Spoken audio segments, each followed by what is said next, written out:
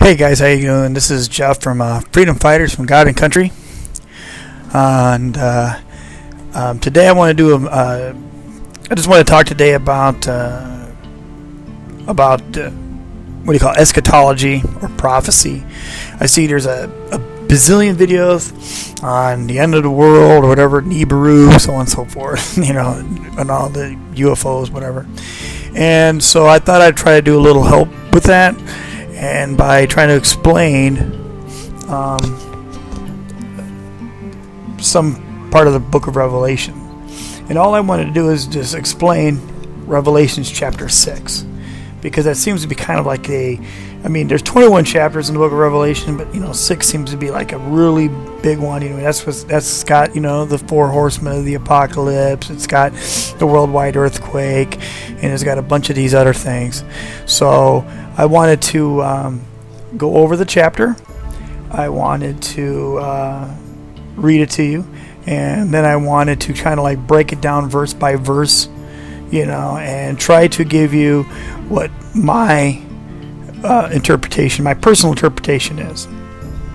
Now, obviously, since it's my interpretation, I wouldn't necessarily say that I'm right over somebody else. I will say that I have studied this subject for at least 10-20 years, and I think it is a good thing to study if you're an old Christian or if you're a brand new Christian. If you just got saved, you just started going to church, you really just started taking God seriously in your life, and even if you're you're an undecided, on the fence guy, agnostic, whatever, even an atheist, it's still good and interesting to read, to understand the book of Revelations, understand the Bible in general. This is what I say. I've never met a dumb person who was well versed in the Bible. Every person I've ever met that was well versed in the Bible, even if they weren't really necessarily believers, I found them to be very intelligent people, or at least above average intelligence. But anyways, Revelation chapter 6, I consider it one of the scarier chapters in the book of Revelations, although I don't feel the book of Revelations as a whole is scary. So without further ado, let's just go ahead and do Revelations chapter 6. I actually have another video on my account here on YouTube, where you can actually see the entire book of Revelations. I have the entire book of Revelation. I think it's like a 2 hours long video.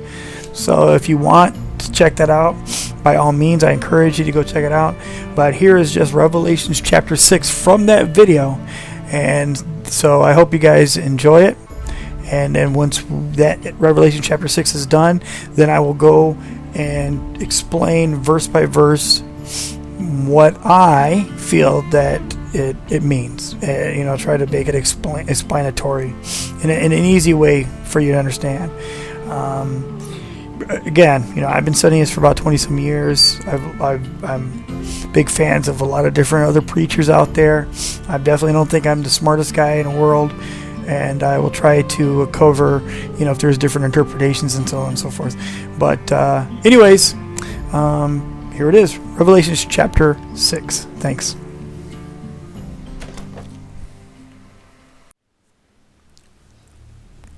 The book of Revelation, chapter 6. I watched as the Lamb opened the first of 7 seals. Then I heard one of the 4 living creatures saying in a voice like thunder, "Come!" I looked, and there before me was a white horse. Its rider held a bow, and he was given a crown, and he rode out as a conqueror bent on conquest. When the Lamb opened the second seal, I heard a second living creature say, "Come!" Then another horse came out, a fiery red one. Its rider was given the power to take peace from the earth and to make men slay each other. To him was given a large sword. Then I heard the Lamb open the third seal, and I heard the living creature say, "Come!" I looked, and there before me was a black horse. Its rider was holding a pair of scales in his hand. Then I heard what sounded like a voice among the 4 living creatures say, "A quart of wheat for a day's wage, and 3 quarts of barley for a day's wage, and do not damage the oil and the wine." When the Lamb opened the 4th seal, I heard a voice of the fourth living creature say, "Come." I looked, and there before me was a pale horse. Its rider was named Death, and Hades was following close behind him. They were given a power over the fourth of the earth to kill by sword, famine, and plague, and by the wild beasts of the earth. When he opened the fifth seal, I saw under the altar the souls of those who had been slain because of the word of God and the testimony they had maintained. They called out in a loud voice, "How long, O sovereign Lord, holy and true, until you judge the inhabitants of the earth and avenge our blood?"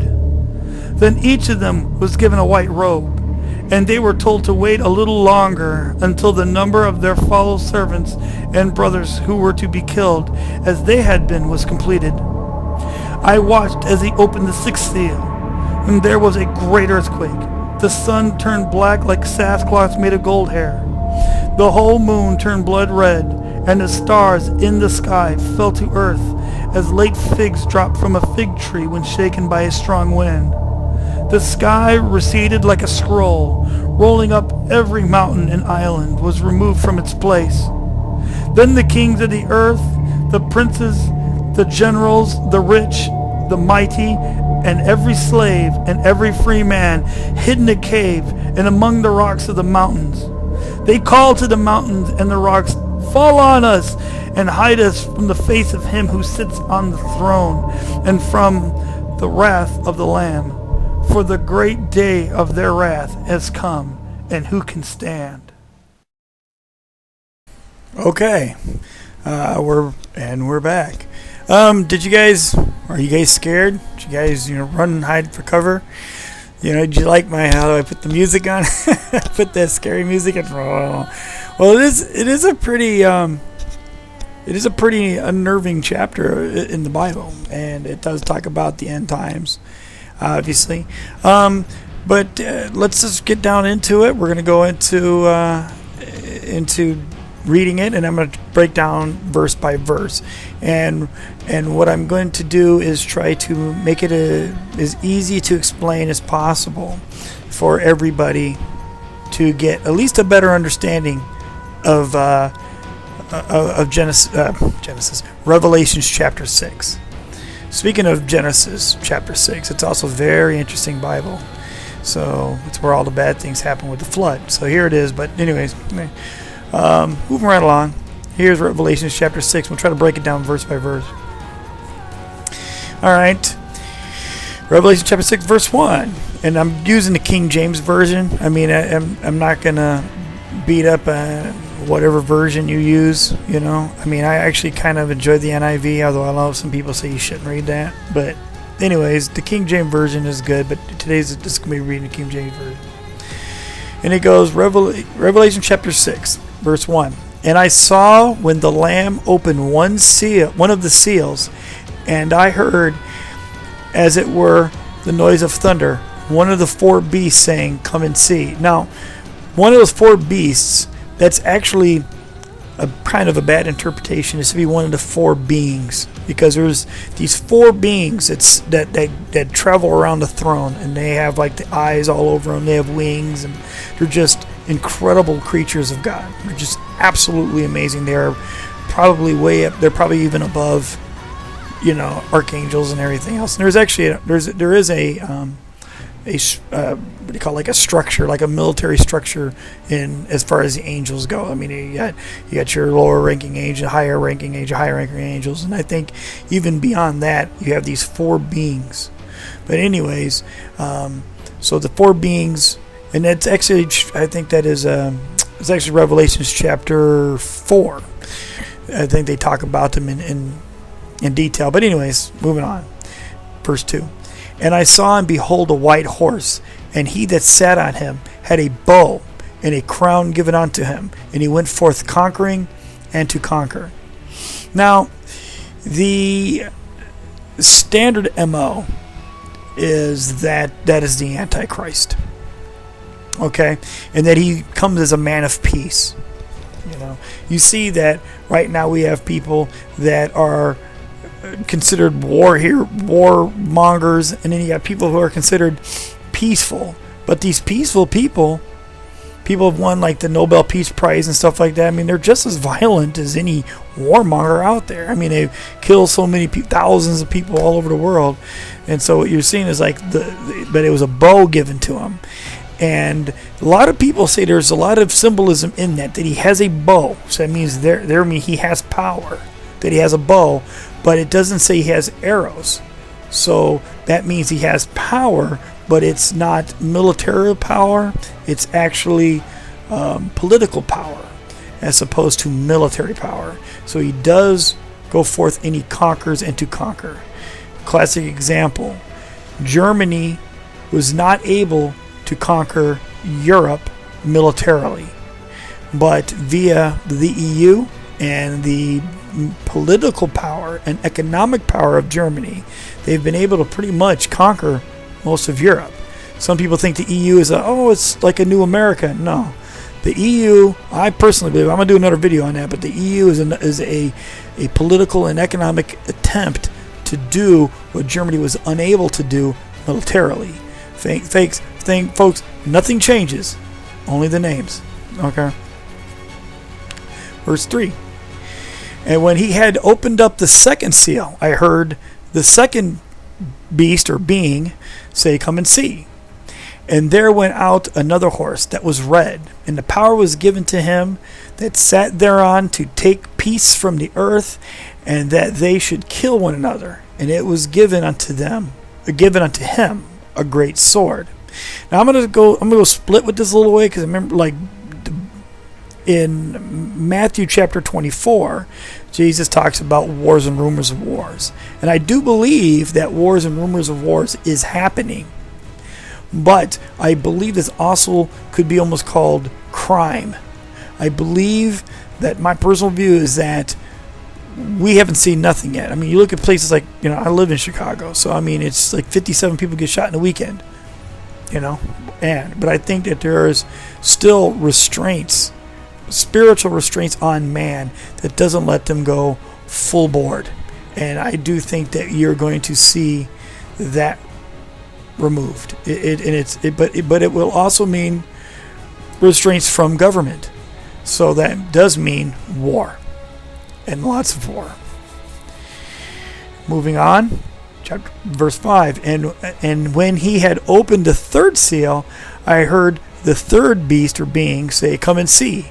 And I beheld, and lo, a black horse, and he that sat on him had a pair of balances in his hands. And I heard the voice in the midst of the fourth beast or being say, "A measure of wheat for a penny, a measure of barley for a penny, and see thou not hurt the oil and the wine." Now when it comes to that the measure, usually say a measure of wheat for a shekel and a barley for a shekel. A penny doesn't kind of. Now what that's trying to say, okay, is that basically a loaf of bread for a day's wage. Okay, and when it talks about barley, that's feeding the animals, and barley is so to feed the animals, it's going to be a day's wage.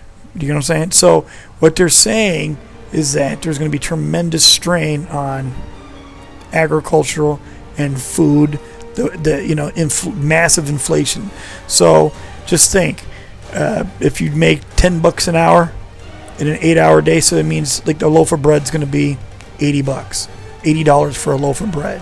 So and as we're starting to see that already in certain countries, like if you look at Venezuela has implemented all the socialist policies that one could ever offer, and there's no food, there's no clothes, even diapers are there's a black market for diapers, because people are trying to get diapers in cheaply. And the government is trying to keep control of that. What you're saying is that but they do have free health care and free college, just saying, even though they can't find anything to eat. Moving right along, though.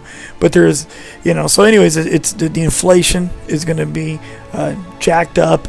But there's a little hook on the end of this verse that says, and see thou hurt not the oil and wine. Okay, that's a reference to wealth. Okay.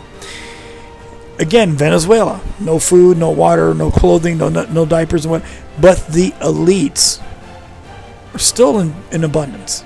The military is actually protecting grocery stores. So the elites are still able to get whatever they need. And so this is going to be basically, if you're not and we always do this, the thing about the 1% and 99%. Well, this is actually a foolish argument. It's actually the 0.001%, okay, versus everyone else, 0.0001%. Because these people are the ones that always we need to raise taxes, and all these mega rich people will come out and say, oh yeah, raise the taxes, just do it. And then when the taxes do get raised, they're exempt. I mean, did you see the last election here? I mean, they got exempt from all the new taxes. So that is about rich. Okay, it'll cost you a day's wage to buy a loaf of bread, $80 for a loaf of bread. I mean, that would be devastating for most of you. But if you have $20 billion in the bank or $60 billion a bank, you're some of these big mega rich people. I mean, $80 for a loaf of bread, let's buy 10. No big deal. So that is of course. So that is about famine, inflation, and a very big disparity between the super rich, the super wealthy, and the rest of us. And then the fourth, and then verse 7. And when he had opened the fourth seal, I heard a voice of the fourth being say, come and see. And looked, and behold, a pale or green horse, and his name that sat on him was Death, and hell followed with him. And a power was given unto them over a fourth part of the earth, to kill with the sword, and with hunger, and with death, and with beasts of the earth. Obviously, when you have famine, people are going to die of hunger. People are going to, are going to be killing for food.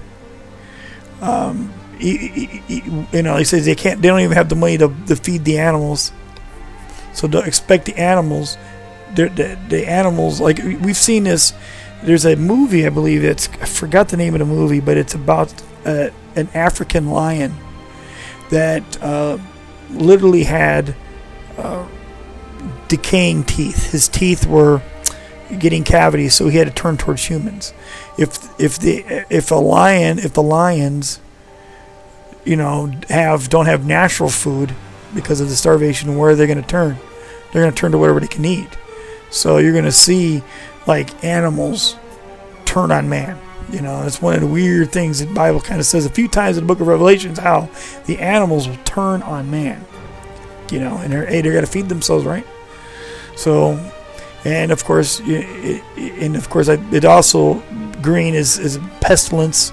With starvation and famine comes disease. So, bad things, bad juju. Go on. And then when he had opened the fifth seal, verse 9, when this chapter says he, it's talking about Jesus. Okay. And when he opened the fifth seal, I saw under the altar of the souls of them that were slain for the word of God and for the testimony which they held. And they cried with a loud voice, saying, How long, O Lord, holy and true, dost thou not judge and avenge our blood on them that dwell on the earth? And their white robes were given unto each one of them. And it was said unto them that they should rest ye for a little season, until their fellow servants also and their brethren that should be killed as they were should be that should be killed. Hold on, let me do that. And the white robe was given unto each and unto every one of them, as it was said unto them, and they should rest ye for a little season, until their fellow servants also and their brethren that should be killed as they were should be fulfilled. Okay, what it's talking about is talking about Christians in mass being murdered. Christians in mass being executed and killed for their faith. You're already seeing that. Blacks in black people in Northern Africa and Central Africa are being murdered for being Christian. Okay, Christians in the Middle East are being murdered for being Christian. It won't be long before Christians are being murdered in Europe, and I pray it never happens. But as you see the hatred for anybody that's Christian in politics, don't get me wrong. I don't consider Trump a big Christian, but you saw what happened in Chicago. If somebody's a true Christian, you're going to see that sort of hate go towards them more and more. You already have people today that believe in America that believe that your freedoms of speech and your freedom of anything should be taken away from you if you are offensive. Basically, they're saying your freedoms no longer have merit if it hurts my feelings. My feelings trump your freedoms.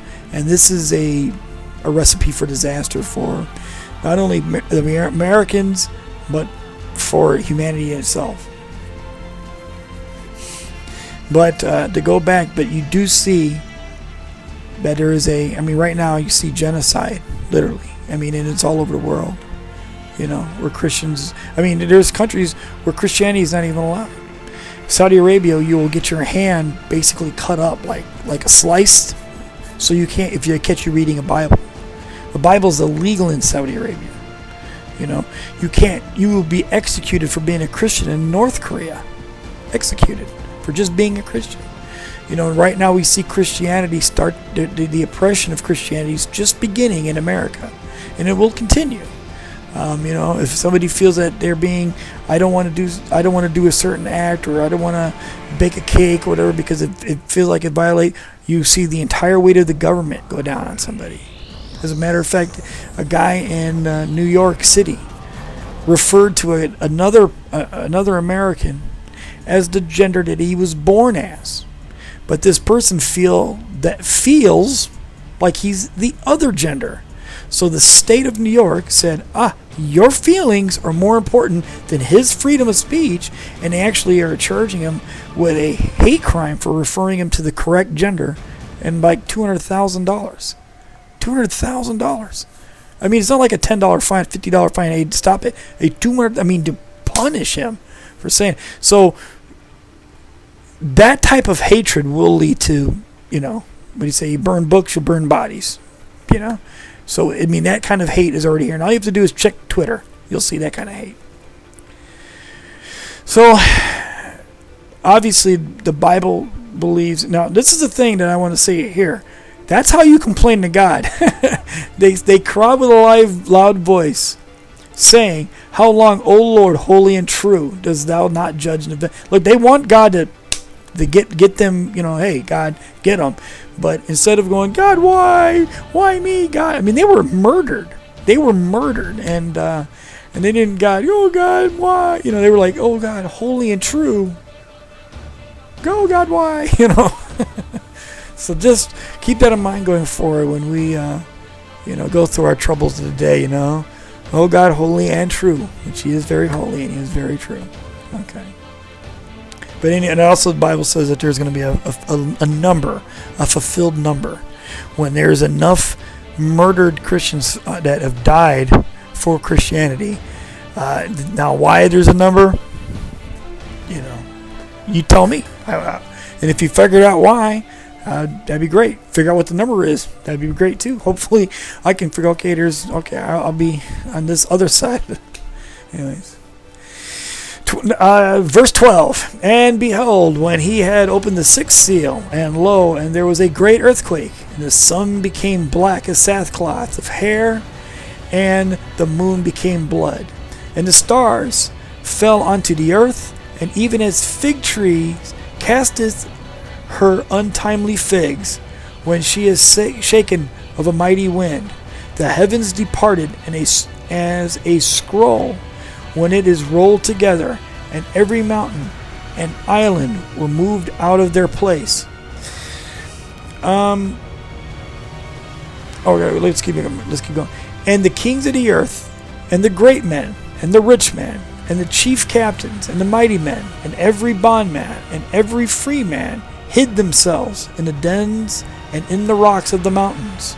And they said to the mountains and rocks, Fall on us, hide us from the face of him that sits on the throne, and from the wrath of the Lamb. For the great day of his wrath has come, and who shall be able to stand? Folks, okay, let's go back, and there's an earthquake. Okay, the scientists are talking about that there's a major earthquake that is possibly going to be happening. Now, a lot of Hollywood talks about San Andreas, but the scientists that are worth a grain of salt will say, man, San Andreas is a kid's play. They say, the Madrid Fault by St. Louis, and there's another fault nearer towards Seattle. They said these are the faults. Them two faults are the ones to watch in America.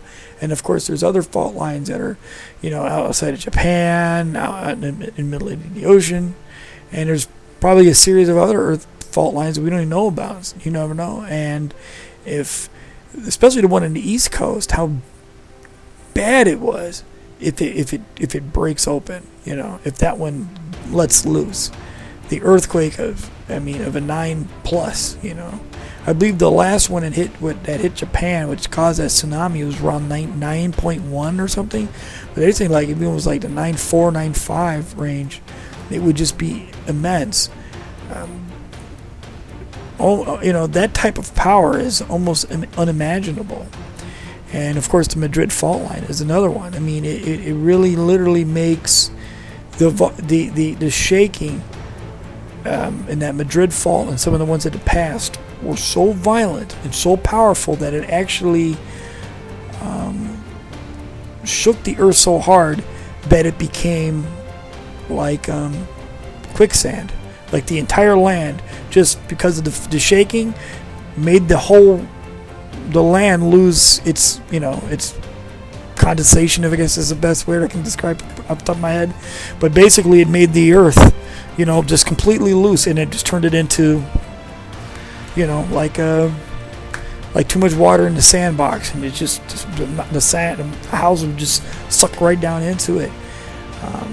Of course, you've seen that picture all over the internet about how Lake Michigan will empty into the I don't know if this is going to be true, but there is a tremendous earthquake that could happen at any moment, and they all know about it. They also know about the mega volcano there that is by Yellowstone. If that thing goes sky high, God knows what can happen. But then it continues to go on, and there's an interesting verse where people say the stars of heaven fell onto the earth, even as a fig tree cathers her untimely figs when she is shaken by a mighty wind. Now, some people's like, now what does that mean? It means stars. This sounds like this could be something other than just an earthquake. That it could be astronomical as well as earthquake. Now here where it could get interesting about the whole Nibiru thing, if say there is a Nibiru, let's just fancy it for a second. You got your Earth, and if another planet were to go by, the earthquake would be tremendous. You're talking about the gravitational force. Let's look at what is it, Titan, or is it Io? I believe it's Io. That is getting stretched, and what that does is causes volcanic eruption and everything else.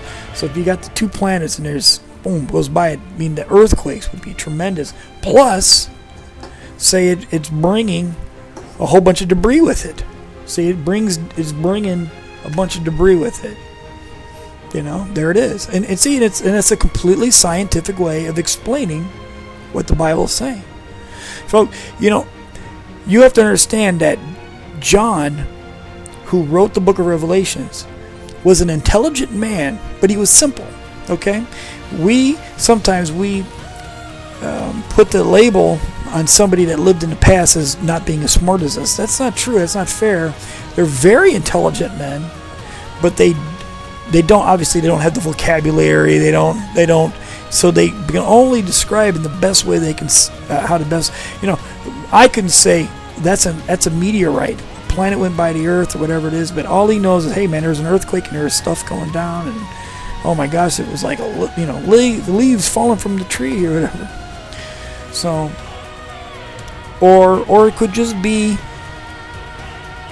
a major asteroid, impact, in which is, of course, an asteroid is coming. It could be a comet that's broken up. It breaks up in the atmosphere, and of course it's.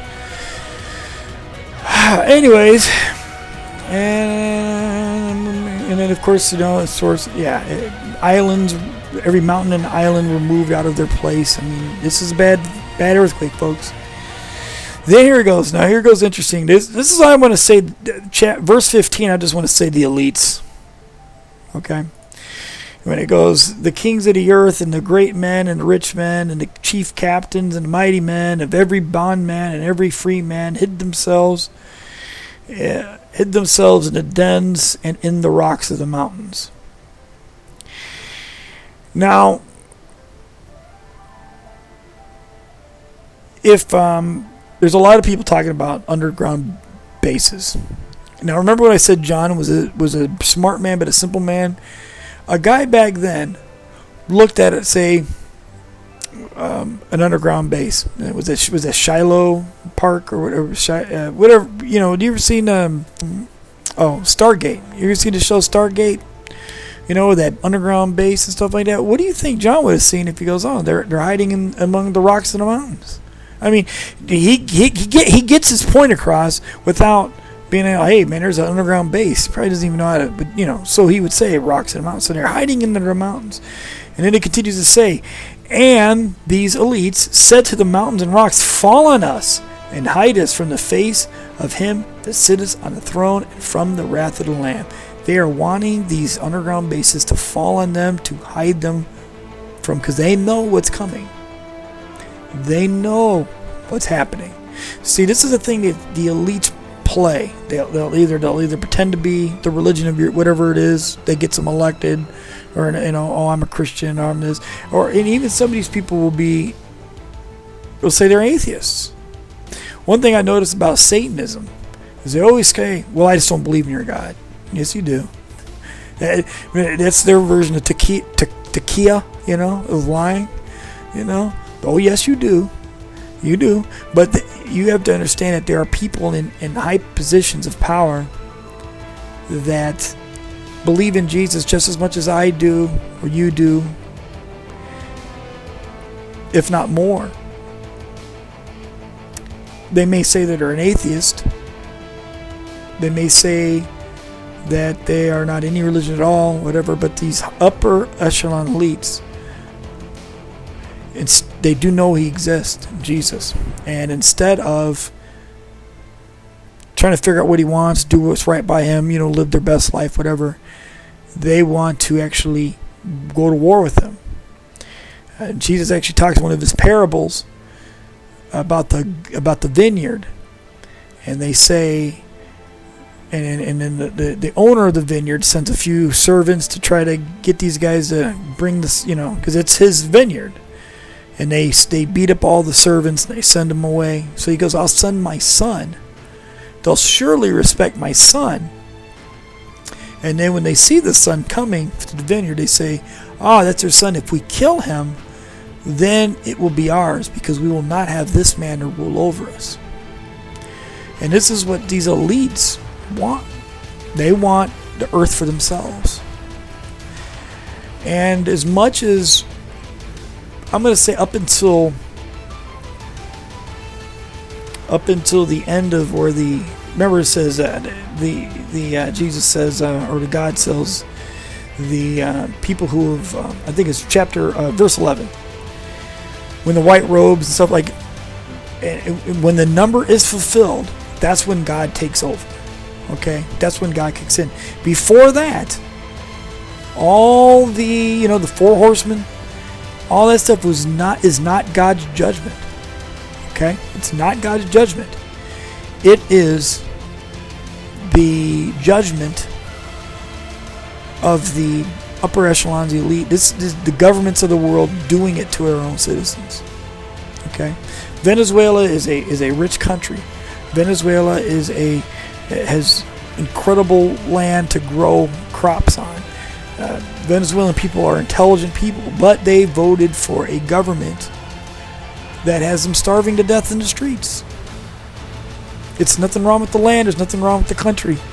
Nothing really even wrong with the people except for who they voted for. That's Che Guevara. Not Che Guevara. Fucking what's his name? Hugo Chavez. You know, they voted for Hugo Chavez. You know, all the satanic, you know, elites in Hollywood ran down there to Hugo Chavez, worshipped at his feet, said how great he is, said how America should be just like Venezuela. And now that Venezuela is collapsed economically, where are these Hollywood elites?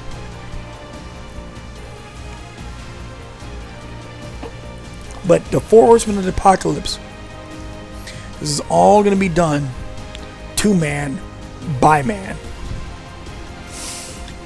And then it will be when they decide to finally start slaughtering Christians, that God will say, hold on for a little bit. And then, bam, God moves. This is where when some of the people now, if you go to the fig tree 13, verse 13 there, people think that is when the let's just say the pre-wrath, mid-trip type people. Okay, no, he said the tribulation period is 7 years, 3.5, and then 3.5. So in the middle is the end of the kind of the tribulation period, and then it's the tribulation. So it's the wrath period. The last 3.5 years, God is okay. You got me. I'm upset. A lot of people here say that verse 13 right here is where the rapture happens. Okay. There's a lot of people who believe in a pre-trip rapture, and I still, personally, fall into that camp. Okay? And the reason why, I haven't been convinced of anything else. That the rapture happens, and then, boom. Because we are, as Christians, should always believe that Jesus can return at any moment. Okay. That being said, you are a fool if you think that nothing bad's going to happen to you. You know, that God's going to just rapture you away, just pack your bags, sit in the living room, and wait for Jesus to come because nothing's better going to happen. Look what's happening to the Christians that I previously mentioned, Africa and, you know, Europe, whatever. Is the rapture happening to that yet? No, they're being slaughtered. Is the rapture happening yet? No, they're still being slaughtered. Is the rapture happening yet? No, they're still being slaughtered. So, if the rapture happens pre-wrath, or mid, I call it mid trip, pre-wrath. I personally just consider them the same thing. So I know there's some, you know, I'm not gonna split hairs on it. If I say mid trip, I mean pre-wrath. If I say pre-wrath, I mean mid trip. You know, whatever. But then I say pre-trib. It's before everything happens, and it does something does happen major.